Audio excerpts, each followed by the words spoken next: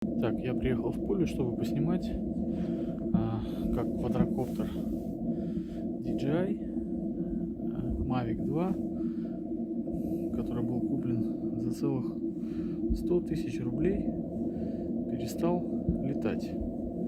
И как перестал? Изначально, после покупки не работает. После долгого ремонта в течение 4 месяцев из сервиса нам его наконец-то вернули.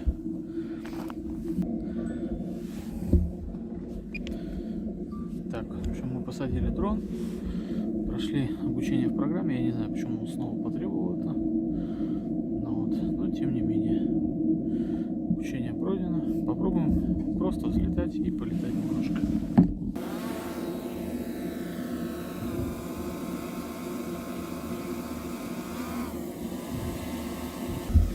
Вот то, что я хотел показать, в общем-то.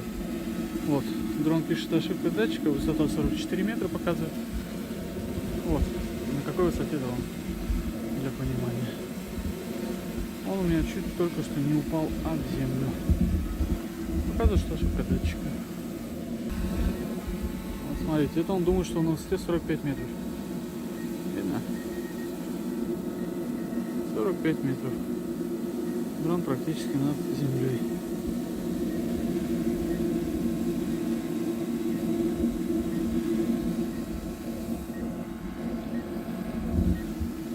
Чтобы посмотреть, что это за ошибка. Сбой запуска барометра. Ну вот смотрите, друзья, в общем, что могу сказать. 4 месяца испытаний.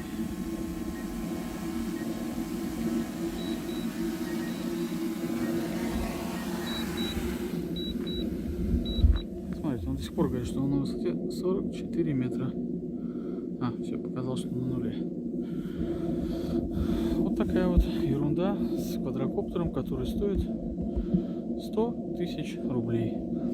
С начала мая он провел в сервисе, в отправке на ремонт и так далее. Провел 4 месяца. Спустя 4 месяца его вернули с заключением о том, что ошибки и каких-либо... Я надеюсь, вот данных доказательств достаточно о том, что все-таки у него есть ошибка.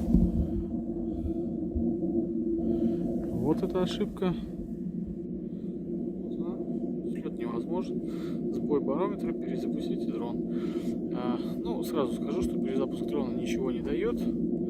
А через какое-то время, после того, как он полежит дома, после того, как проведется его калибровка, он снова взлетит. Примерно точно так же. На небольшое время. За все это время у нас, вот сколько делали запусков, полетать на нем не получилось. Такое вот интересное устройство от DJI. 100 тысяч, он не летает, все лето пропущено, съемок, запланированных летом, так и не произвели, потому что дрон не работал. В итоге 100 тысяч на ветер. Крайне неприятно.